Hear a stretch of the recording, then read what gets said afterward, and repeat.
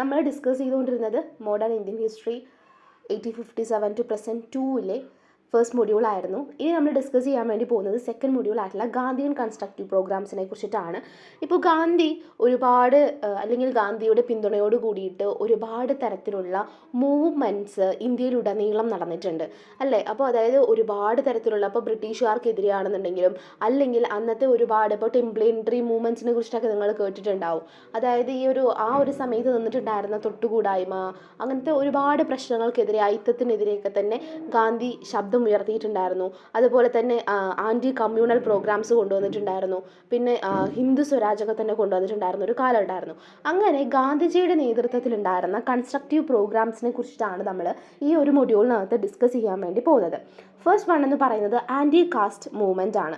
അതായത് ഇന്ത്യയിലുണ്ടായിരുന്ന ഒരു തൊട്ടുകൂടായ്മ, അയിത്തം തുടങ്ങിയിട്ടുള്ള സാമൂഹ്യ വിവേചനത്തിനെതിരെ അത് നേരിടാനുള്ള ഗാന്ധിജിയുടെ ഒരു ക്രിയാത്മകമായിട്ടുള്ള ഒരു പരിപാടിയുടെ ഒരു വശമായിരുന്നു ആൻറ്റി കാസ്റ്റ് മൂവ്മെൻറ്റ് എന്ന് പറയുന്നത്. അതിലുണ്ടായിരുന്നത് ടെമ്പിൾ എൻട്രി പ്രോഗ്രാംസ് ആയിരുന്നു. നമുക്കറിയാം, ഇത്ര താഴ്ന്ന ജാതിയിലുള്ള ആളുകളൊന്നും അമ്പലങ്ങളിലൊന്നും കയറാൻ പാടില്ല എന്നും, അതുപോലെ പൊതുവഴികളൊന്നും ഉപയോഗിക്കാൻ പാടില്ല എന്നും, പൊതു കിണറുകൾ ഉപയോഗിക്കാൻ പാടില്ല എന്നൊക്കെ പറഞ്ഞിട്ട് വളരെ മോശമായിട്ടുള്ള അനാചാരങ്ങൾ ഉണ്ടായിരുന്ന ഒരു കാലഘട്ടമായിരുന്നു അതെന്ന് പറയുന്നത്.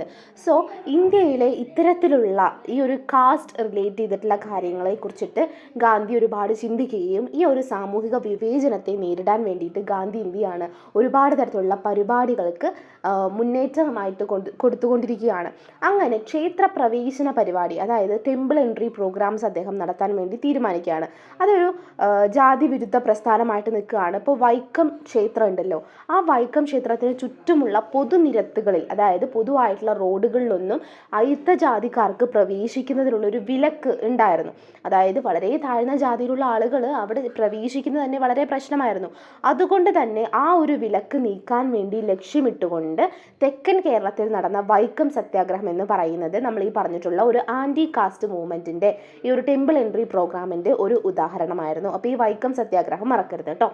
അങ്ങനെ ഗാന്ധിയുടെ പിന്തുണയോട് കൂടിയിട്ട് വൈക്കം സത്യാഗ്രഹം എന്ന് പറയുന്നത് വളരെയധികം ശക്തി പ്രാപിക്കുകയും രാജ്യവ്യാപകമായിട്ട് ശ്രദ്ധ നേടുകയും ചെയ്തു.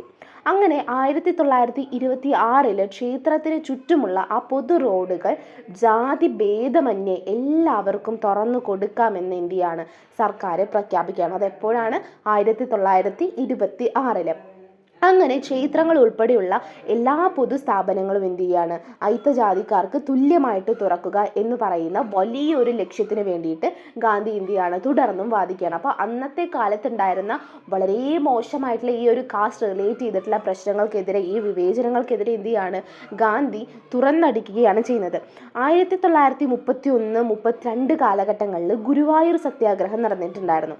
അങ്ങനെ ഗാന്ധിയുടെ അംഗീകാരത്തോടു കൂടിയിട്ട് ക്ഷേത്രപ്രവേശനത്തിന്, അതായത് ഗുരുവായൂർ ക്ഷേത്രത്തിലേക്ക് പ്രവേശിക്കാൻ വേണ്ടിയിട്ടുള്ള കൂടുതൽ പിന്തുണ നൽകുകയാണ് ഇതിലൂടെ ചെയ്തത്. തുടക്കത്തിൽ വളരെയധികം എതിർപ്പുകൾ ഉണ്ടായിരുന്നിട്ടും കേളപ്പൻ പോലുള്ള നേതാക്കളുടെ, അതുപോലെ ഗാന്ധിയുടെ ഇടപെടലുകളും ഒക്കെ കാരണം 1936 നമ്മുടെ തിരുവിതാംകൂർ മഹാരാജാവ് എന്ത് ചെയ്യാണ്? തൻ്റെ അധികാരപരിധിയിലെ എല്ലാ ക്ഷേത്രത്തിലും എന്ത് ചെയ്യാണ്? എല്ലാ ജാതിയിലുള്ള ഹിന്ദുക്കൾക്കും, അതായത് ഈ ഹിന്ദുക്കളിൽ തന്നെ പലതരത്തിലുള്ള ജാതികളുണ്ട് എന്നൊക്കെ നമുക്കറിയാം. അങ്ങനെ എല്ലാ ജാതികളിലും ഉള്ള ഹിന്ദുക്കൾക്ക് പ്രവേശനം അനുവദിച്ചുകൊണ്ട് ഒരു വിളംബരം പുറപ്പെടുവിച്ചു പോലുള്ള ഒരുപാട് മാറ്റങ്ങൾക്ക് ഈ ഒരു മുന്നേറ്റം എന്ന് പറയുന്നത് കാരണമായി. അപ്പോൾ നമ്മൾ ആദ്യം പറഞ്ഞത് വൈക്കം സത്യാഗ്രഹമായിരുന്നു.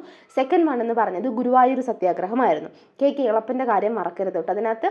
അതുപോലെ തന്നെ ഈ ഒരു കമ്മ്യൂണൽ അവാർഡ് എന്ന് പറയുന്ന ഒരു കാര്യം നമ്മൾ കഴിഞ്ഞ ക്ലാസ്സുകളിൽ പറഞ്ഞിട്ടുണ്ടായിരുന്നു. അപ്പോൾ ഈ ഒരു സാമുദായികമായിട്ടുള്ള ഈ ഒരു അവാർഡിൽ അയിത്ത ജാതിക്കാരെ വേർതിരിക്കുന്നതിൽ പ്രതിഷേധിച്ചു. അതായത് കമ്മ്യൂണൽ അവാർഡ് എന്ന് പറയുന്നത് നമ്മൾ മുമ്പ് പറഞ്ഞിട്ടുണ്ടായിരുന്നു, ഒരു സംവരണം ഏർപ്പെടുത്തുക എന്നുള്ളതായിരുന്നു. ഇന്ന ജാതിയിൽപ്പെടുന്ന ആളുകൾക്ക് ഇപ്പോൾ ഡൗൺവേർഡായിട്ട് നിൽക്കുന്ന ആ ഒരു ജാതിക്കാർക്ക് വേണ്ടിയിട്ട് സംവരണം ഏർപ്പെടുത്തുക എന്നുള്ളതായിരുന്നു അതിൽ നമ്മൾ പറഞ്ഞിട്ടുണ്ടായിരുന്നത്. പക്ഷേ ഈ ഒരു അയിത്ത ജാതിക്കാരെ വേർതിരിച്ചുകൊണ്ട് കമ്മ്യൂണൽ അവാർഡിൽ എന്ത് ചെയ്യാണ്? കൊടുക്കുകയാണ്, വേർതിരിച്ചുകൊണ്ട് നിർത്തുകയാണ്. അതിൽ പ്രതിഷേധിച്ചുകൊണ്ട് 1932 ഗാന്ധിജി എന്ത് ചെയ്ത്? ഒരു നിരാഹാര സമരം നടത്തിയിട്ടുണ്ടായിരുന്നു. ഇത് വളരെയധികം സ്വാധീനം ചെലുത്തുകയും ക്ഷേത്രങ്ങളും കിണറുകളും പൊതുസ്ഥലങ്ങളും ഒക്കെ തന്നെ എന്ത് ചെയ്യാണ്? ഇത്തരത്തിലുള്ള താഴേക്കിടയിലുള്ള ആളുകൾക്ക് തുറന്നു കൊടുക്കാൻ വേണ്ടിയിട്ട് എല്ലാവരെയും പ്രേരിപ്പിക്കുകയാണ് ചെയ്യുന്നത്. അങ്ങനെ ടോട്ടലായിട്ട് ഈ ഒരു അൺടച്ചബിലിറ്റിക്കെതിരെ, അതായത് തൊട്ടുകൂടായ്മയ്ക്കെതിരെ പോരാടുന്നതിനും ഒരു ടോട്ടലായിട്ടുള്ള ഒരു സോഷ്യൽ റിഫോർമേഷൻ, സാമൂഹ്യ പരിഷ്കരണം പ്രോത്സാഹിപ്പിക്കുന്നതിന് വേണ്ടിയിട്ട് ഹരിജൻ സേവക് സംഘ്, അതുപോലെ ഒരു മാസികയായിട്ടുള്ള ഹരിജൻ തുടങ്ങിയിട്ടുള്ള സംഘടനകൾ എന്ത് ചെയ്യാണ്, നമ്മുടെ ഗാന്ധിയുടെ മാർഗ്ഗനിർദ്ദേശ പ്രകാരം സ്ഥാപിതമാവുകയാണ്. അപ്പോൾ ഏതൊക്കെയാണ്? ഹരിജൻ സേവക് സംഘും ഹരിജൻ എന്ന് പറയുന്ന ഒരു മാസികയും. അങ്ങനെ ഈ ഒരു അൺടച്ചബിളിക്കെതിരെയായിട്ട് നമ്മുടെ ഗാന്ധിയുടെ വളരെയധികം അശ്രാന്തമായിട്ടുള്ള പരിശ്രമങ്ങൾ ഇങ്ങനെ എന്ത് ചെയ്യുന്നുണ്ട്, ഒരു പ്രസ്ഥാനം എന്ന് പറയുക, ഒരു പ്രസ്ഥാനത്തിനുള്ളിൽ മാത്രമല്ലാതെ എല്ലാ ഭാഗത്തേക്കും അത് വ്യാപിക്കുകയാണ്. അങ്ങനെ ഹിന്ദു സമൂഹത്തിൻ്റെ മറ്റു ഭാഗങ്ങളിൽ നിന്ന് ഇങ്ങനെ ഈ ഒരു അയിത്തജാതിക്കാരെ വേർതിരിക്കുന്ന തടസ്സങ്ങളൊക്കെ തന്നെ നീക്കം ചെയ്യണമെന്ന് വാദിച്ചുകൊണ്ട് അദ്ദേഹം രാജ്യത്തുടനീളം എന്ത് ചെയ്യാണ്, വ്യാപകമായിട്ട് പര്യടനം നടത്തുകയാണ്. എല്ലാവരുടെയും എത്തിച്ചേർന്ന് അദ്ദേഹം പറയാണ്. അങ്ങനെ സബർമതി ആശ്രമം എന്ന് പറയുന്നത് ഹരിജനങ്ങളുടെ സമ്പൂർണ്ണ ഉപയോഗത്തിന് വേണ്ടിയിട്ട് സമർപ്പിച്ചതുപോലുള്ള അദ്ദേഹത്തിൻ്റെ പലതരത്തിലുള്ള സംരംഭങ്ങളും എന്ത് ചെയ്യുകയാണ്, ഇങ്ങനെ അടിച്ചമർത്തപ്പെട്ടിട്ടുള്ള വർഗ്ഗങ്ങളെയൊക്കെ തന്നെ കുറച്ച് അപ്ലിഫ്റ്റ് ചെയ്ത് കൊണ്ടുവരിക, അവരെ സൊസൈറ്റിയുടെ എല്ലാ ഭാഗങ്ങളിലേക്കും എത്തിക്കുക, എല്ലാ സ്ഥാപനപരമായിട്ടുള്ള മാറ്റങ്ങൾക്കും എന്ത് ചെയ്യുക, അതുപോലെ നിയമനിർമ്മാണം റിലേറ്റ് ചെയ്തിട്ടുള്ള കാര്യങ്ങളൊക്കെ തന്നെ പരിഷ്കാരങ്ങൾ കൊണ്ടുവരിക, അങ്ങനെ ഒരുപാട് കാര്യങ്ങൾ അദ്ദേഹം ഇതിലൂടെ ചെയ്തിട്ടുണ്ട്. അങ്ങനെ ഈ ഒരു അൺടച്ചബിലിറ്റിക്ക് എതിരെയായിട്ട് പോരാടാനുള്ള ശ്രമങ്ങളിൽ ഏറ്റവും കൂടുതൽ ഇദ്ദേഹം ഇങ്ങനെ ചെയ്ത കാര്യങ്ങളൊക്കെ തന്നെ ഒരു ഇക്വാളിറ്റീനെ കൊണ്ടുവരാനും ഒരു നീതി കൊണ്ടുവരാനും ഒക്കെ തന്നെ എന്ത് ചെയ്യാണ്, സാധിക്കുകയാണ് ഒരു ഗാന്ധിയുടെ ഈ ഒരു കാഴ്ചപ്പാടുകളിലൂടെ. അതുകൊണ്ട് തന്നെ ഇന്ത്യയുടെ ടോട്ടലായിട്ടുള്ള ഒരു സാമൂഹിക ഘടനയിലൊരു വ്യത്യാസം വരാൻ വേണ്ടിയിട്ട് ഇതിലൂടെ സാധിക്കുന്നു. അങ്ങനെ നിയമത്തിന് മുന്നിൽ എല്ലാവർക്കും തുല്യത കൊണ്ടുവരാണ്, പിന്നെ പൊതുവായിട്ടുള്ള കാര്യങ്ങൾ എല്ലാവർക്കും പ്രവേശനം അനുവദിക്കുകയാണ്. അങ്ങനെ ഇന്ത്യൻ ഭരണഘടനയിൽ ഇത്തരം കാര്യങ്ങളൊക്കെ തന്നെ നമ്മുടെ ആർട്ടിക്കിളുകളൊക്കെ തന്നെ അൺടച്ചബിലിറ്റി ഒഴിവാക്കിയ കാര്യങ്ങളും ഒക്കെ തന്നെ പറയുന്നുണ്ട്. അങ്ങനെ ഇന്ത്യൻ ഭരണഘടനയിൽ എന്ത് ചെയ്യാണ്, എല്ലാവരും ഈക്വൽ ആണെന്നുള്ള കാര്യം, ഈ അൺടച്ചബിലിറ്റി ഒക്കെ തന്നെ ഒഴിവാക്കിയിട്ടുള്ള കാര്യങ്ങളൊക്കെ തന്നെ പറയാണ്. അങ്ങനെ ഇത് സാമൂഹിക നീതിയിലേക്കും ടോട്ടലായിട്ടുള്ള രാജ്യത്തിൻ്റെ ഒരു നിരന്തരമായിട്ടുള്ള രീതിയിലൊരു ഉന്നമനത്തിനൊക്കെ തന്നെ ഇത് സാധ്യമായിട്ടുണ്ടായിരുന്നു. അപ്പോൾ ആ ഒരു എൻറ്റയർലി ഭയങ്കര മോശമായിട്ട് നിന്നിട്ടുണ്ടായിരുന്ന ഒരു സാമൂഹിക അവസ്ഥയിൽ നിന്ന് ഗാന്ധിയെ പോലുള്ള, അതുപോലെ കേളപ്പനെ പോലുള്ള ആളുകൾക്ക് കേരളത്തിൽ വർക്ക് ചെയ്തതും മറ്റു ആളുകളൊക്കെ തന്നെ ഇപ്പോൾ ഹരിജൻ സേവക് സമാജിലൂടെയൊക്കെ തന്നെ ഒരുപാട് ആൾക്കാർ വർക്ക് ചെയ്തിട്ടാണ് നമ്മൾ എന്ത് ചെയ്തത്, അതിൽ നിന്നൊരു കുറച്ച് ഒരു തരത്തിലുള്ള രീതിയിലെങ്കിലും അതിൽ നിന്നൊരു മാറ്റം ഉണ്ടാവാൻ വേണ്ടിയിട്ട് കാരണമുണ്ടായത്. അതുപോലെ അംബേദ്കറിനെ പോലുള്ള ഒരുപാട് ആളുകൾ എന്ത് ചെയ്യുകയാണ്, ഇന്ത്യൻ ഭരണഘടനയിൽ ഇത് റിലേറ്റ് ചെയ്തിട്ടുള്ള കാര്യങ്ങൾ ഉൾപ്പെടുത്തിയിട്ടുണ്ട്. നിങ്ങൾ കേട്ടിട്ടുണ്ടാവും റിസർവേഷനെ കുറിച്ചിട്ടൊക്കെ തന്നെ.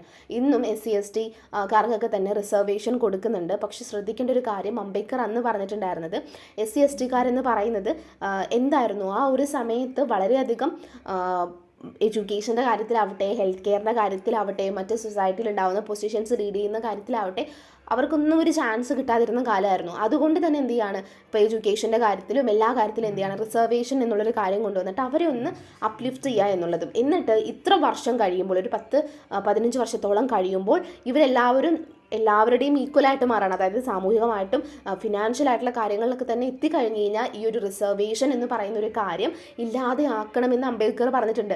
റിസർവേഷൻ എന്ന് പറയുന്ന ഒരു കാര്യം ഇല്ലാതെ ആക്കി കഴിഞ്ഞ് കഴിഞ്ഞാൽ എന്താണ്, പിന്നെ ഇല്ല അവിടെ. അതായത് എല്ലാവരും ഒരുമിച്ചെത്തി, ഇനി ആർക്കും ഇവിടെ റിസർവേഷൻ കൊടുക്കേണ്ട ആവശ്യമില്ല. എല്ലാവരും എന്താണ്, സാമൂഹികമായിട്ടും ഈക്വലായി, ഇപ്പോൾ ഫിനാൻഷ്യലായിട്ടുള്ള കാര്യങ്ങളിലായിട്ടും സാമൂഹികമായിട്ടുള്ള കാര്യങ്ങളിലായിട്ടും എഡ്യൂക്കേഷൻ്റെ കാര്യങ്ങളിലായിട്ടും എല്ലാവർക്കും എഡ്യൂക്കേഷൻ കിട്ടി. അങ്ങനെ ഇങ്ങനെയൊക്കെ ചെയ്ത് കഴിഞ്ഞ് കഴിഞ്ഞാൽ കഴിയുമ്പോൾ റിസർവേഷൻ എന്ന് പറയുന്ന ഒരു കാര്യം ഉണ്ടാവരുത്, പിന്നെ ഈ ജാതിയുടെ പേരിൽ റിസർവേഷൻ കൊടുക്കരുത് എന്നൊക്കെ അവിടെ അംബേദ്കർ പറഞ്ഞു വെച്ചിട്ട്, പക്ഷേ ഇന്നത്തെ കഥ എന്താ, ഇന്നും റിസർവേഷൻ കൊടുക്കുന്നുണ്ട്. റിസർവേഷൻ കൊടുക്കുന്നത് ഇങ്ങനൊരു അപ്ലിഫ്റ്റ്മെൻറ്റിന് വേണ്ടി ആയിരുന്നു. പക്ഷെ എന്താണ്, ഈ പൊളിറ്റിക്കൽ പാർട്ടീസൊക്കെ തന്നെ അവരുടേതായിട്ടുള്ള രീതിയിൽ വോട്ട് ബാങ്ക് ആക്കുകയും എന്ത് ചെയ്യാണ്, ഈ വോട്ട് ബാങ്കിങ് എന്ന് പറയുന്നൊരു കാര്യമാണ് അവിടെ ഉണ്ടായിട്ടില്ല. ഇത്ര റിസർവേഷൻ നിങ്ങൾക്ക് തരുന്നില്ലേ എന്ന് പറഞ്ഞിട്ട് വോട്ട് ബാങ്ക് ആക്കി മാറ്റുകയാണ് ചെയ്യുന്നത്. അപ്പോൾ ഒരു അപ്ലിഫ്റ്റ്മെൻറ്റ് എന്ന് പറയുന്നൊരു കാര്യം, ഈ പോറായിട്ട് നിൽക്കുന്ന എല്ലാവരും ഉയർന്നു വന്നു കഴിഞ്ഞ് കഴിഞ്ഞാൽ പിന്നെ ഇവിടെ എല്ലാവരും ഈക്വലാണ്, വേറെ ഒന്നുമില്ല, ഇവിടെ ജാതിയില്ല മതമില്ല എന്നുള്ള രീതിയിലാക്കണമെന്നാണ് അംബേദ്കർ പറഞ്ഞിരിക്കുന്നത്. പക്ഷെ അതൊന്നും ഇന്നത്തെ ഒരു സമൂഹത്തിൽ ഈ പൊളിറ്റിക്കൽ പാർട്ടീസൊക്കെ തന്നെ ഇങ്ങനെ നിൽക്കുന്നിടത്തോളം കാര്യം, അവരൊരു വോട്ട് ബാങ്ക് ആയിട്ട് ഇതിനെയൊക്കെ തന്നെ ഈ ഒരു കാസ്റ്റിനെയൊക്കെ മാറ്റുന്നിടത്തോളം കാലം ഇതൊന്നും ഉണ്ടാവാൻ വേണ്ടിയിട്ട് പോകുന്നില്ല. ഇനി നമ്മൾ ഡിസ്കസ് ചെയ്യാൻ വേണ്ടി പോകുന്നത് ഖാദി ആൻഡ് വില്ലേജ് ഇൻഡസ്ട്രീസിനെ കുറിച്ചിട്ടാണ്. ഖാദി എത്രത്തോളം ഇമ്പോർട്ടൻ്റ് ആണ് എന്ന് നമുക്കറിയാം. അതായത് ഇന്ത്യയിൽ ഒരു സാമ്പത്തികമായിട്ടുള്ള ഒരു സ്വയം പര്യാപ്തത, അതായത് ഗാന്ധിയുടെ വിഷൻ എന്ന് പറയുന്നത് തന്നെ സെൽഫ് സഫിഷ്യൻസിയാണ്. അതുപോലെ സോഷ്യൽ എംപവർമെൻറ്റ് ഇൻ ഇന്ത്യ. ഗാന്ധിയുടെ ഒരു കാഴ്ചപ്പാടിൻ്റെ ഒരു ഏറ്റവും കേന്ദ്ര ബിന്ദുവായിരുന്നു ഗാന്ധി എന്ന് പറയുന്നത്. ഇന്ത്യയിൽ സാമ്പത്തികമായിട്ടുള്ള സ്വയം പര്യാപ്തതയും സാമൂഹികമായിട്ടുള്ള ഒരു ശാക്തീകരണവും വേണമെന്നുണ്ടെങ്കിൽ എന്താണ് ഇത്തരത്തിൽ ഒരു ഖാദി പോലുള്ള ഒരു കാര്യം പ്രൊമോട്ട് ചെയ്ത് കൊണ്ടുവരണമെന്നാണ് അദ്ദേഹം വിശ്വസിച്ചിട്ടുണ്ടായിരുന്നത്. ഗ്രാമത്തിൽ വ്യവസായങ്ങൾ കൊണ്ടുവരണമെന്ന് അദ്ദേഹം പറഞ്ഞിട്ടുണ്ടായിരുന്നു. ഗാന്ധിജി ഖാദിയെ വെറും ഒരു തുണിക്കഷ്ടം മാത്രമായിട്ടല്ല കണ്ടിട്ടുണ്ടായിരുന്നത്. ഒരു സെൽഫ് സഫിഷ്യൻസിനെ കുറിച്ചിട്ടും നമ്മുടെ അധ്വാനത്തിൻ്റെ അന്തസ്സായിട്ടും അഹിംസയുടെ പ്രതീകമൊക്കെ ആയിട്ടാണ് എന്ത് ചെയ്തത് അദ്ദേഹം ഖാദിനെ പറഞ്ഞിട്ടുണ്ടായിരുന്നത്. നമ്മുടെ ഗ്രാമങ്ങൾ എന്ന് പറയുന്നത് കുറച്ചുകൂടി മുന്നോട്ട് വരേണ്ടതിൻ്റെ ആവശ്യകതയെക്കുറിച്ചിട്ടും ഒരു പുനർജീവനത്തിനും വേണ്ടിയിട്ട് സാമ്പത്തികമായിട്ടുള്ള എല്ലാ ഉന്നമനത്തിനുമുള്ള ഒരു പരിപാടിയായിട്ട്, ഒരു സമഗ്ര പരിപാടിയായിട്ടാണ് The Handspun and Hand-Woven Cloth represented a holistic program for rural regeneration and economic upliftment. അതായത് നമ്മൾ പറഞ്ഞ പോലെ ഗ്രാമീണ പുനർജീവനത്തിനും സാമ്പത്തികമായിട്ടുള്ള ഉന്നമനത്തിനുമുള്ളൊരു സമഗ്ര പരിപാടിയെ റെപ്രസെൻ്റ് ചെയ്തുകൊണ്ടാണ് നമ്മൾ ഈ പറഞ്ഞിട്ടുള്ള ഹാൻഡ് സ്പാനും കൊണ്ടിരുന്നത്, കൈകൊണ്ട് നെയ്ത തുണിയെ പറഞ്ഞിട്ടുണ്ടായിരുന്നത്. അങ്ങനെ ബ്രിട്ടീഷ് കൊളോണിയൽ ആധിപത്യത്തിൻ്റെയും അതിൻ്റെ ഫലമായിട്ട് ഒരുപാട് തരത്തിലുള്ള നമ്മുടെ പരമ്പരാഗതമായിട്ടുള്ള വ്യവസായങ്ങളൊക്കെ തന്നെ നമ്മൾ വേണ്ടാന്ന് വെച്ചിട്ടുണ്ട്. ട്രഡീഷണൽ ആയിട്ടുള്ള ഇൻഡസ്ട്രീസ് ഒക്കെ തന്നെ തകർന്നു പോയിട്ടുണ്ട്.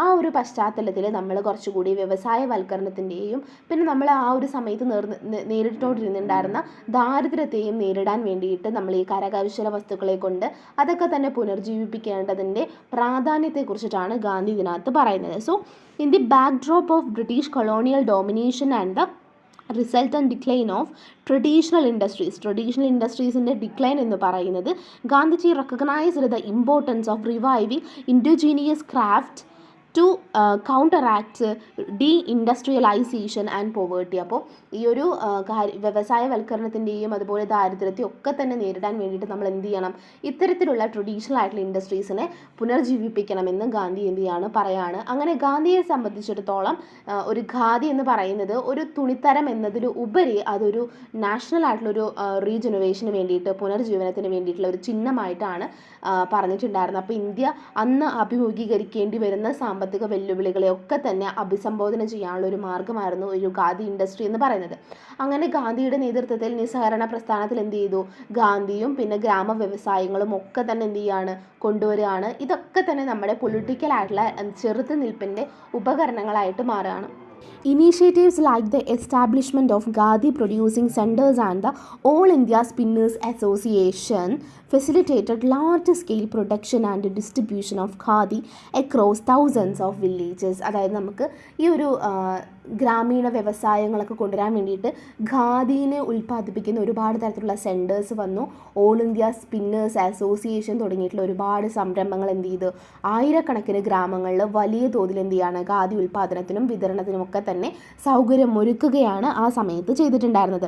By fostering the growth of village industries, Gandhiji aimed to stimulate rural economies to promote a more equitable distribution of wealth and resources. അതായത് ഇത്തരത്തിൽ ഗ്രാമീണ വ്യവസായങ്ങളുടെയൊക്കെ വളർച്ച പ്രോത്സാഹിപ്പിക്കുന്നതിലൂടെ നമ്മുടെ ഗ്രാമത്തിലുണ്ടാവുന്ന സമ്പദ് വ്യവസ്ഥയെ അത് എന്ത് ചെയ്യാണ്, പ്രൊമോട്ട് ചെയ്യാണ്, ഫോസ്റ്റർ ചെയ്യാണ്, ഉത്തേജിപ്പിക്കുകയാണ്. അങ്ങനെ സമ്പത്തിൻ്റെയും വിഭവങ്ങളുടെയും ഒക്കെ തന്നെ തുല്യമായിട്ടുള്ള വിതരണം എന്ന് പറയുന്നത് പ്രോത്സാഹിപ്പിക്കാൻ വേണ്ടിയിട്ടാണ് ഗാന്ധി ഈ ഒരു ഖാദി എന്നുള്ള രീതിയിൽ ഉൽപ്പാദന കേന്ദ്രങ്ങൾ കൊണ്ടുവന്നിട്ടും ഓൾ ഇന്ത്യ സ്പിന്നേഴ്സ് അസോസിയേഷനൊക്കെ കൊണ്ടുവന്നിട്ട് ലക്ഷ്യമിട്ടിട്ടുണ്ടായിരുന്നത്.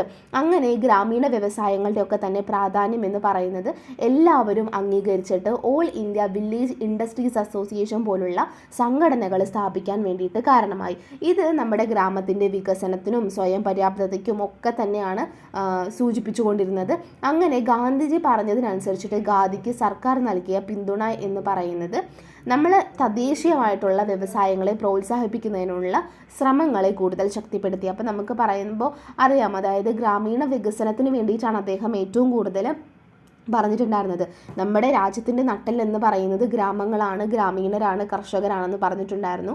അതുപോലെ തന്നെ ഏതൊരു കാര്യത്തിൻ്റെയും എവിടെയും ഒരു പ്രമോഷൻ അല്ലെങ്കിൽ ഒരു പ്രൊമോട്ട് ചെയ്യപ്പെടേണ്ടി വരുന്നത് ഗ്രാമങ്ങളാണ്. ഗ്രാമങ്ങളിലുണ്ടാവുന്ന സ്വയം പര്യാപ്തതയാണ് നമ്മുടെ ഇന്ത്യ എന്ന് പറയുന്ന ഒരു രാജ്യത്തിൻ്റെ ഒരു ഉന്നമനത്തിന് സഹായിക്കുള്ളൂ എന്നൊക്കെ തന്നെ അദ്ദേഹം പറഞ്ഞിട്ടുണ്ട്. അങ്ങനെ ഗാന്ധിയെ സംബന്ധിച്ചിടത്തോളം ഖാദിയും സ്പിന്നിങ് ചക്രവും ഒക്കെ തന്നെ ഒരു സാമ്പത്തികമായിട്ടുള്ള വിമോചനത്തിന് മാത്രമല്ല, നമ്മുടെ എഡ്യൂക്കേഷൻ കൊടുക്കുന്നതിലൂടെയും അതുപോലെ അധ്വാനത്തിൻ്റെ അന്തസ്സ് പറയുന്നതിലൂടെയും അഹിംസ എന്ന് പറയുന്ന ഒരു പ്രതീകമായിട്ടൊക്കെ തന്നെ ഇത് നിർന്നിട്ടുണ്ടായിരുന്നു.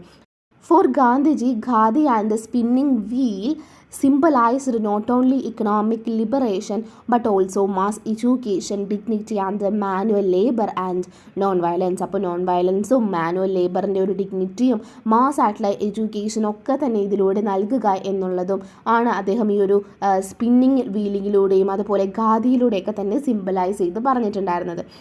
His vision of clothing the entire population in Gandhi optimized his aspiration for self-reliant and socially just society rooted in the principles of Swaraj and village reconstruction. അപ്പോൾ എന്താണ് ഇതിൽ പറയുന്നത്? അതായത് മുഴുവൻ ജനതയും എന്ത് ചെയ്യാണ്? ഖാദി വസ്ത്രം ധരിക്കാനുള്ള അദ്ദേഹത്തിൻ്റെ കാഴ്ചപ്പാടിനെ സ്വരാജ് അല്ലെങ്കിൽ ഗ്രാമത്തെ പുനർനിർമ്മിക്കുക എന്നുള്ള തത്വങ്ങളിലൊക്കെ തന്നെ റൂട്ട് ചെയ്തിട്ടുള്ള കാര്യങ്ങളാണ്. അങ്ങനെ നമ്മൾ സെൽഫ് സഫിഷ്യൻ്റ് ആവുകയും സാമൂഹികമായിട്ടുള്ള നീതിയൊക്കെ തന്നെ ഉറപ്പാക്കുകയും നമ്മുടെ സമൂഹത്തിൻ്റെ ഉന്നമനങ്ങളും അതുപോലെ സമൂഹത്തിന് വേണ്ടിയിട്ടുള്ള അല്ലെങ്കിൽ സമൂഹത്തിൻ്റെ എല്ലാതായിട്ടുള്ള അഭിലാഷങ്ങളും ഒക്കെ തന്നെ പ്രതീകമായിരുന്നു ഈ ഒരു ഖാദി ഇൻഡസ്ട്രി എന്ന് പറയുന്നത്. ഇനി നമ്മൾ ഡിസ്കസ് ചെയ്യുന്നത് ആൻറ്റി കമ്മ്യൂണൽ പ്രോഗ്രാംസ് ആണ്. ആൻറ്റി കമ്മ്യൂണൽ പ്രോഗ്രാംസ് എന്ന് പറയുന്നത് ഇന്ത്യയിലെ മതവിഭാഗങ്ങൾക്കിടയിൽ സാമുദായികമായിട്ടുള്ള ഒരുപാട് സൗഹാർദ്ദവും ഐക്യവും ഒക്കെ തന്നെ പ്രോത്സാഹിപ്പിക്കുന്നതിന് വേണ്ടിയിട്ടാണ് ഗാന്ധി ഉദ്ദേശിച്ചിട്ടുണ്ടായിരുന്നത്.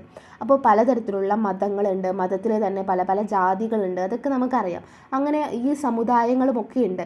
അതുകൊണ്ട് തന്നെ ഇവരൊക്കെ തമ്മിലൊരു സൗഹാർദ്ദവും ഐക്യവും ഉണ്ടാവണമെന്നാണ് ഗാന്ധി ഉദ്ദേശിച്ചിട്ടുണ്ടായിരുന്നത്.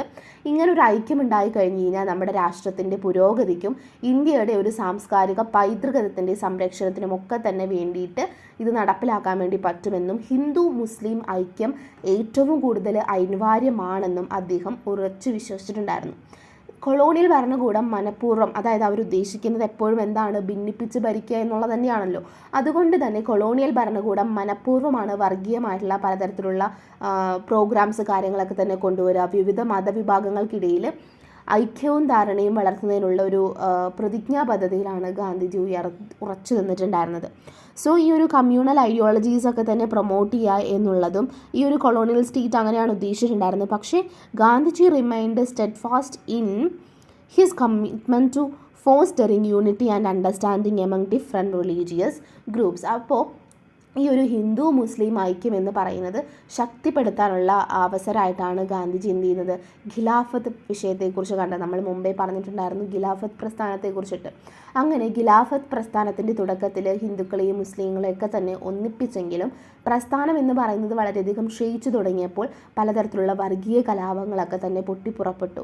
അതിൽ വളരെയധികം ഗാന്ധിജി അസ്വസ്ഥനായിരുന്നു. കാരണം എല്ലാവരെയും ഒരുമിച്ച് കൊണ്ടുവരിക, ഒരുമിച്ച് നിർത്തുക എന്നുള്ളതായിരുന്നു അദ്ദേഹത്തിൻ്റെ ആവശ്യമെന്ന് പറയുന്നത്. പക്ഷേ ഖിലാഫത്ത് പ്രസ്ഥാനം എന്ന് പറയുന്നത് ദുർബലമായപ്പോൾ വർഗീയ കലാപങ്ങളൊക്കെ തന്നെ പൊട്ടിപ്പുറപ്പെട്ടിട്ടുണ്ടായിരുന്നു. മതബോധത്തെ അല്ലെങ്കിൽ മതേതരമായിട്ടുള്ള ഒരു രാഷ്ട്രീയ ബോധമാക്കി മാറ്റുന്നത്, അതായത് മതത്തിൽ വിശ്വസിച്ചിട്ടുള്ള ആളുകളെ മതേതരമായിട്ടുള്ള ഒരു തരത്തിലേക്ക് രാഷ്ട്രീയ ബോധമാക്കി മാറ്റുന്നത് ഒരു വലിയ ചലഞ്ചാണെന്ന് അദ്ദേഹം തിരിച്ചറിയാണ്. പ്രസംഗങ്ങളിലൂടെയും എഴുത്തുകളിലൂടെയും അതുപോലെ ഇത്തരത്തിലുള്ള സമുദായങ്ങൾക്കിടയിലുള്ള വിടവ് നികർത്താനുള്ള ശ്രമങ്ങൾ അദ്ദേഹം പ്രവർത്തിച്ചുകൊണ്ടേയിരുന്നു. അതായത് എങ്ങനെയെങ്കിലും ഇവരെല്ലാവരെയും ഒന്നിപ്പിക്കണം എന്നുള്ള തരത്തിലുള്ള കാര്യങ്ങളാണ് അദ്ദേഹം ചെയ്തുകൊണ്ടിരുന്നത്. പലതരത്തിലുള്ള പ്രസംഗങ്ങളിലൂടെ, എഴുത്തുകളിലൂടെ, ലേഖനങ്ങളിലൂടെയൊക്കെ അദ്ദേഹം ഇത് പറഞ്ഞുകൊണ്ടേയിരുന്നു ഈ ഇത്തരത്തിലുള്ള സമുദായത്തിൻ്റെ വിടവ് നികത്താൻ വേണ്ടിയിട്ട്. അങ്ങനെ ഗാന്ധിജിയുടെ ശ്രമങ്ങൾക്കിടയിലും പഴയ സാമുദായികമായിട്ടുള്ള സംഘടനകളൊക്കെ തന്നെ പുനർജീവിപ്പിക്കപ്പെടുകയും അതുപോലെ പുതിയവയൊക്കെ ഉണ്ടായി വരികയൊക്കെ ചെയ്യുന്നത് ഈ ഒരു വർഗീയമായിട്ടുള്ള പിരിമുറുക്കങ്ങൾക്ക് കാരണം. അതായത് ഹിന്ദുക്കളെല്ലാം ഒരുമിച്ച് നിൽക്കുന്നു, മുസ്ലിങ്ങളെല്ലാം ഒരുമിച്ച് നിൽക്കുന്നു, അതിൽ പലതരത്തിലുള്ള ജാതികൾ ഒരുമിച്ച് നിൽക്കുന്നു, ആ രീതിയിൽ പലതരത്തിലുള്ള സംഘടനകൾ രൂപപ്പെട്ടു വരുന്നു. അപ്പോൾ ഇതൊക്കെ എന്താണ്? വർഗീയമായിട്ടുള്ള പിരിമുറുക്കങ്ങൾക്കാണ് കാരണമായത്. അങ്ങനെ ഇത്തരത്തിലുള്ള കമ്മ്യൂണൽ റിലേറ്റ് ചെയ്തിട്ടുള്ള നേതാക്കൾ എന്ത് ചെയ്യുന്നുണ്ട്? അധികാരം നേടാൻ വേണ്ടിയിട്ട് ഇത്തരത്തിലുള്ള മതങ്ങളെ എന്ത് ചെയ്യാണ്? രാഷ്ട്രീയവൽക്കരിക്കുകയാണ്. ഞാൻ മുമ്പേ പറഞ്ഞിട്ടുണ്ടായിരുന്നു വോട്ട് ബാങ്ക് പൊളിറ്റിക്സിനെ കുറിച്ചിട്ട്. അതേപോലെ തന്നെയായിരുന്നു മതപരമായിട്ടുള്ള രീതിയിലുള്ള ഈ വ്യത്യാസങ്ങളെ അവർ കൂട്ടിച്ചേർത്തുകൊണ്ട് പവർ നേടാൻ വേണ്ടിയിട്ട് നേതാക്കൾ അത് ഉപയോഗിക്കുകയാണ് ഉണ്ടായത്. അങ്ങനെ സാമുദായികമായിട്ടുള്ള പ്രശ്നങ്ങൾക്ക് ഇത് കാരണമായി എന്നും പറയാം. അങ്ങനെ 1932 ഇത്തരത്തിലുള്ളൊരു കമ്മ്യൂണൽ അവാർഡൊക്കെ വന്നു. നമ്മൾ മുമ്പ് പറഞ്ഞിട്ടുണ്ട് കമ്മ്യൂണൽ അവാർഡ് എന്താണെന്ന്. അങ്ങനെ 1935 ഇന്ത്യ ഗവൺമെൻറ് ആക്റ്റും കൊണ്ടുവന്നു. അങ്ങനെ ഈ ഒരു കമ്മ്യൂണൽ ആയിട്ടുള്ള ശക്തികളുടെ ആവശ്യങ്ങൾ അംഗീകരിച്ചുകൊണ്ട് കുറച്ചുകൂടി വിഭജനം കൂടുതൽ ശക്തമാക്കി. നമ്മൾ മുമ്പേ പറഞ്ഞിട്ടുണ്ടായിരുന്നു ബ്രിട്ടീഷുകാരെന്ന് വെച്ച് കഴിഞ്ഞാൽ ഭിന്നിപ്പിച്ച് ഭരിക്കാനായിരുന്നു അവർക്ക് താല്പര്യം. അതുകൊണ്ട് തന്നെ എന്താണ്, ഈ ഒരു 1935 ഇന്ത്യ ഗവൺമെൻറ് ആക്ട് വന്നപ്പോഴും കമ്മ്യൂണൽ ആയിട്ടുള്ള റെപ്രസെൻറ്റേഷൻസ് കൊടുത്തു. മുസ്ലിങ്ങൾക്ക് ഇത്രയും, ഹിന്ദുക്കൾക്ക് ഇത്രയും എന്നൊക്കെ പറഞ്ഞിട്ടോ, അതും എന്താണ് ഒരു വിഭജനം കൂടുതൽ ശക്തമാക്കി എന്ന് വേണം പറയാൻ. അങ്ങനെ വർദ്ധിച്ചു വരുന്ന വർഗീയതയ്ക്ക് മുന്നിൽ നമ്മൾ എന്ത് ചെയ്യാണ്, ഇത്തരത്തിലുള്ള പ്രശ്നങ്ങളൊക്കെ തന്നെ, വിഭജനം റിലേറ്റ് ചെയ്തിട്ടുള്ള കാര്യങ്ങളൊക്കെ തന്നെ അദ്ദേഹം എതിർത്തു നിന്നു. ഗാന്ധിജി അതൊന്നും സമ്മതിച്ചു കൊടുത്തില്ല. പലതരത്തിലുള്ള തീവ്രവാദ വർഗീയ പ്രവണതകളൊക്കെ തന്നെ അവിടെ ഉണ്ടായിരുന്നു. അങ്ങനെ വർഗീയത എന്ന് പറയുന്നത് ഇന്ത്യൻ സമൂഹത്തിൻ്റെ ഘടനയ്ക്ക് ഉയർത്തുന്ന ഏറ്റവും വലിയൊരു അപകടമായിട്ട് അദ്ദേഹം തിരിച്ചറിയുകയും എല്ലാ മതവിഭാഗങ്ങളും ഒരുമിച്ച് നിൽക്കണമെന്നും എല്ലാവരും ഐക്യത്തോടെ നിൽക്കണമെന്നും പരസ്പരം ബഹുമാനിക്കുന്നതിന് വേണ്ടിയിട്ടൊക്കെ തന്നെ അദ്ദേഹം പ്രവർത്തിച്ചുകൊണ്ടേയിരുന്നു, എഴുത്തുകളിലൂടെ പ്രസംഗങ്ങളിലൂടെയൊക്കെ തന്നെ. പക്ഷേ ഈ ഒരു സൗഹാർദ്ദം ഉണ്ടാക്കിയെടുക്കുക എന്ന് പറയുന്നത് അദ്ദേഹത്തിന് വളരെയധികം ബുദ്ധിമുട്ടുള്ള കാര്യമായിരുന്നു. പക്ഷേ നേഷന് വേണ്ടിയിട്ട് എല്ലാവരും ഒരുമിച്ച് നിൽക്കണമെന്നും ഐക്യത്തിന് വേണ്ടിയിട്ട് ഇന്ത്യയിൽ എപ്പോഴും എന്താണ് ഒരു പാരമ്പര്യമായിട്ട് ഇത്തരത്തിലുള്ള സൗഹാർദ്ദം തുടരണമെന്നൊക്കെ തന്നെ അദ്ദേഹം പറഞ്ഞിട്ടുണ്ടായിരുന്നു. പക്ഷേ അത് വളരെയധികം ബുദ്ധിമുട്ടുണ്ടായിരുന്നു. ഇപ്പോഴും അത് തന്നെയാണ് പ്രശ്നം. ഇപ്പോഴും നമുക്ക് എല്ലാവരെയും ഒരുമിച്ച് നിർത്താൻ വേണ്ടിയിട്ട് കഴിയുന്നില്ല. അപ്പോൾ ആൻറ്റി കമ്മ്യൂണൽ പ്രോഗ്രാംസിൽ പറയുന്നത് ഇത്തരം കാര്യങ്ങളാണ്. ഇനി നമ്മൾ ഡിസ്കസ് ചെയ്യാൻ വേണ്ടി പോകുന്നത് ഹിന്ദു സ്വരാജിനെ കുറിച്ചിട്ടാണ്. ഹിന്ദു സ്വരാജ് നമുക്ക് അറിയുന്ന കാര്യമാണ്. ഇന്ത്യ എന്ന് പറയുന്നത് സ്വയം ഭരണത്തിലേക്ക് എത്തണമെന്ന് ഗാന്ധിയുടെ ഒരു കാഴ്ചപ്പാടിനെ കുറിച്ചിട്ടാണ് അദ്ദേഹം ഹിന്ദു സ്വരാജിൽ പറയുന്നത്. അങ്ങനെ Hindu Swaraj is indeed a profound exploration of Gandhiji's vision for Indian self-rule and his critique of modern civilization. It's remarkable how he articulated his views in a dialogue format, engaging with the common beliefs of the time and providing insightful rebuttals. അതായത് India എന്ന് പറയുന്നത് സ്വയം ഭരണത്തിലേക്ക് എത്തണമെന്നും അതിൻ്റെ കാഴ്ചപ്പാടുകളും India കുറച്ചുകൂടി modernised ആവുകയും ഇത്തരത്തിലുള്ള നമ്മൾ മുമ്പ് പറഞ്ഞ പോലെ കമ്മ്യൂണൽ ആയിട്ടുള്ള പ്രശ്നങ്ങളൊന്നും ഇല്ലാതെ ഹിന്ദു സ്വരാജ് എന്ന് പറയുന്ന കാര്യത്തിലേക്ക് എത്തണമെന്നും അദ്ദേഹം പറഞ്ഞിട്ടുണ്ടായിരുന്നു. എല്ലാവരുടെയും പൊതുവായിട്ടുള്ള വിശ്വാസങ്ങളും അതുപോലെ ഇടപെടലുകളും അതുപോലെ ഉൾക്കാഴ്ചകളും ഒക്കെ തന്നെ പലതരത്തിലുള്ള എതിർപ്പുകളൊക്കെ തന്നെ ചെയ്തുകൊണ്ട് അദ്ദേഹം എന്ത് ചെയ്യുകയാണ്, തൻ്റെ കാഴ്ചപ്പാടുകൾ എന്ന് പറയുന്നത്, അതായത് എല്ലാവരും എതിർക്കുന്ന ആൾക്കാരാണ്. ഇഷ്ടംമാതിരി ആൾക്കാർ ഗാന്ധിയെ എതിർക്കുന്നവരുണ്ടാവും. ഇപ്പോൾ ഈ കമ്മ്യൂണൽ റിലേറ്റ് ചെയ്തിട്ടുള്ള കാര്യങ്ങളൊക്കെ തന്നെ എതിർക്കുന്നവരുണ്ടാവും. പക്ഷേ അവരെയൊക്കെ തന്നെ എന്ത് ചെയ്യുകയാണ്, ഒരു സംഭാഷണമായിട്ടുള്ള രീതിയിൽ അവരെയൊക്കെ തന്നെ എന്ത് ചെയ്യുകയാണ്, അദ്ദേഹം തൻ്റെ കാഴ്ചപ്പാട് കൊണ്ട് അവരെല്ലാവരെയും പിടിച്ചിരുത്താൻ വേണ്ടിയിട്ട് ശ്രമിക്കുകയാണ്. അപ്പോൾ ഗാന്ധിജിയുടെ സ്വരാജ് എന്ന് പറയുന്ന ഒരു ആശയം എന്ന് പറയുന്നത് ഒരു രാഷ്ട്രീയ സ്വാതന്ത്ര്യം എന്നതിന് അപ്പുറമാണ്. അത് നമ്മൾ മറക്കരുത്. The idea of swadeshi or self reliance as a tool for passive resistance is another key aspect of Gandhiji's philosophy. അപ്പോൾ ഇതൊരു എപ്പോഴും വ്യക്തിപരവും അതുപോലെ കൂട്ടായ്മയോട് കൂടിയിട്ടുള്ളതാണ് സ്വയംഭരണം എന്ന് പറയുന്നത്. ഇത് സ്വാതന്ത്ര്യം നേടാനുള്ള ഒരു മാർഗമായിട്ട് മാത്രമല്ല അദ്ദേഹം അഹിംസ തുടങ്ങിയിട്ടുള്ള കാര്യങ്ങളൊക്കെ തന്നെ പറഞ്ഞിട്ടുണ്ടായിരുന്നത്. അതായത് നമ്മളുടെ അടുത്ത് ഓപ്പോസിറ്റ് വരുന്നത് എന്താണ്, വളരെ മൃഗീയമായിട്ടുള്ള ശക്തിയാണ്. അതായത് മനുഷ്യനെന്നോ മൃഗമെന്നോ ഒരു വ്യത്യാസമില്ലാതെ വെടിവെച്ച് കൊല്ലുന്ന അത്രയും മൃഗീയ ശക്തിയാണ് നമ്മുടെ ഓപ്പോസിറ്റ് വരുന്നത്. പക്ഷേ അതിന് സ്നേഹത്തിനെയും കൊണ്ടും അനുകമ്പ കൊണ്ടും ഒക്കെ തന്നെ അതിൽ എന്ത് ചെയ്യണം, ഇത് തെറ്റാണെന്ന് ആഴത്തിൽ ബോധ്യപ്പെടുത്തണമെന്ന് എന്ത് ചെയ്യണം, പറഞ്ഞുകൊണ്ടിരിക്കണം. അപ്പോൾ ഗാന്ധിനെ ഒപ്പോസ് ചെയ്തിട്ടുണ്ടായിരുന്ന ഒരുപാട് ആൾക്കാർ പറഞ്ഞിട്ടുണ്ട്, ബ്രിട്ടീഷുകാർ വരെ പറഞ്ഞിട്ടുണ്ട് തൻ്റെ നേർക്ക് വരുന്ന വെടിയുണ്ടേനെ റോസാപ്പൂവാക്കി മാറ്റാൻ കഴിവുള്ള ഒരാളാണ് ഗാന്ധിജി എന്ന് പറഞ്ഞിട്ടുണ്ട്. അപ്പോൾ സ്നേഹത്തിൻ്റെയും അനുകമ്പ കൊണ്ടും ഓപ്പോസിറ്റ് നിൽക്കുന്ന ആളെന്താണ്, അദ്ദേഹം ആഴത്തിൽ അദ്ദേഹത്തെ ബോധ്യപ്പെടുത്തണം എന്നുള്ള രീതിയിലായിരുന്നു ഗാന്ധിയുടെ എല്ലാ ഐഡിയോളജി എന്ന് പറയുന്നത്. അങ്ങനെ ഈ ഒരു ചെറുത്തുനിൽപ്പിനുള്ള ഒരു ഉപകരണം എന്ന നിലയിലാണ് സ്വദേശി അല്ലെങ്കിൽ സ്വാശ്രയത്വം എന്ന് പറയുന്ന ഒരു ആശയം ഗാന്ധിജി കൊണ്ടുവരുന്നത്. അപ്പോൾ ബ്രിട്ടീഷ് ഗുഡ്സ്, അതായത് ചരക്കുകളൊക്കെ തന്നെ ബഹിഷ്കരിക്കുക, നമ്മുടേതായിട്ടുള്ള വ്യവസായങ്ങളെ പ്രോത്സാഹിപ്പിക്കാൻ വേണ്ടിയിട്ട് ഇന്ത്യക്കാർക്ക് വേണ്ടിയിട്ട് വാദിക്കുന്നതിലൂടെയാണ് അദ്ദേഹം എന്ത് ചെയ്യുന്നത്, ബ്രിട്ടീഷ് അധികാരത്തെ ദുർബലപ്പെടുത്താൻ വേണ്ടിയിട്ടും ഇന്ത്യയിൽ ഒരു സ്വയം ഭരണം ഉണ്ടാക്കിയെടുക്കാൻ വേണ്ടിയിട്ടും അദ്ദേഹം കാര്യങ്ങൾ ചെയ്തിട്ടുണ്ടായിരുന്നു. അപ്പോൾ ബ്രിട്ടീഷുകാരെന്ന് പറയുന്നത് നമ്മുടെ ഇവിടെ തന്നെ റോ മെറ്റീരിയൽസ് അവരുടെ രാജ്യത്തേക്ക് കടത്തി അയക്കുകയും അവിടെ നിന്ന് കുറച്ച് ഫിനിഷ്ഡ് ഗുഡ്സ് ആയിട്ട് അത് കൊണ്ടുവരികയും അതിനൊരു മാർക്കറ്റ് ആക്കിയിട്ട് ഇന്ത്യയെ കണ്ടെത്തുകയും ചെയ്തിട്ടുണ്ടായിരുന്നു. അപ്പോൾ ഇന്ത്യക്കാർക്ക് അത്രയും കൊടും വില കൊടുത്ത് ഇത്രയും സാധനങ്ങൾ വാങ്ങണ്ട എന്നും ഇന്ത്യയിലുള്ള ബ്രിട്ടീഷ് അധികാരത്തെ നമ്മൾ എന്ത് ചെയ്യണം, ദുർബലപ്പെടുത്താൻ വേണ്ടിയിട്ട് ഉപയോഗിക്കണമെന്നും. അപ്പോൾ എന്താണ് ഉണ്ടാകുന്നത്, സ്വദേശി എന്ന് പറയുന്ന കാര്യം, നമ്മൾ സെൽഫ് സഫിഷ്യൻ്റ് ആയിട്ട് മാറുകയാണ്.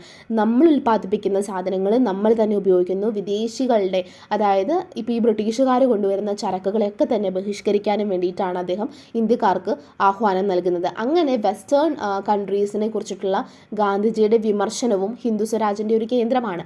അങ്ങനെ നമ്മുടെ ഏറ്റവും കൂടുതലായിട്ട് നമ്മളെപ്പോഴും മൂല്യവും അനുകമ്പയും സ്നേഹവും അതുപോലെ കടമയും ഒക്കെ തന്നെ എന്ത് ചെയ്യണം, കൂട്ടിച്ചേർക്കണമെന്നും നമ്മൾ ഈ ഒരു പാശ്ചാത്യമായിട്ടുള്ള ആളുകളുടെ ഇത്തരത്തിലുള്ള ഇൻഫ്ലുവൻസിനെ ഇല്ലാതാക്കണം, നിരാകരിക്കണമെന്നും ഇന്ത്യ ഒരിക്കലും യഥാർത്ഥത്തിൽ സ്വതന്ത്രമാകണമെന്നുണ്ടെങ്കിൽ നമ്മൾ ഇത്തരത്തിലുള്ള കാര്യങ്ങൾ ചെയ്യണമെന്നും ഈ ബ്രിട്ടീഷുകാരുടെ പ്രൊഡക്ട്സും ബ്രിട്ടീഷുകാരെ മൊത്തത്തിൽ നിരാകരിക്കണമെന്ന് അദ്ദേഹം പറഞ്ഞിട്ടുണ്ടായിരുന്നു. അങ്ങനെ ഇന്ത്യയുടെ എന്ന് പറയുന്ന സാംസ്കാരികവും അതുപോലെ തന്നെ നമ്മുടെ ആത്മീയവുമായിട്ടുള്ള ഒരു പൈതൃകത്തെ എന്ത് ചെയ്യണം, നമ്മൾ സംരക്ഷിക്കണം എന്ന് അദ്ദേഹം ഇതിലൂടെ പറയുകയാണ്. മൊത്തത്തിൽ നമ്മുടെ സ്വാതന്ത്ര്യം അതുപോലെ തന്നെ മാനുഷിക അവസ്ഥ എന്നിവയിലൊക്കെ തന്നെ റിഫ്ലക്റ്റ് ചെയ്തിട്ടുണ്ടായിരുന്നു ഹിന്ദു സ്വരാജായിരുന്നു. അങ്ങനെ ടോട്ടലായിട്ട് നമുക്ക് സെൽഫ് ഗവൺമെൻറ് അല്ലെങ്കിൽ സെൽഫ് സഫിഷ്യൻ്റ് ആയിട്ട് നമ്മൾ മാറണമെന്നും ടോട്ടലായിട്ട് ബ്രിട്ടീഷ് ഗവൺമെൻറ്റിനെ നിരാകരിക്കണമെന്നും ഇന്ത്യ എപ്പോഴും സ്വയം ഭരണത്തിലേക്ക് എത്തണമെന്നും, ഇപ്പോൾ ഏത് തരത്തിലുള്ളൊരു കാര്യം എടുത്തു കഴിഞ്ഞാലും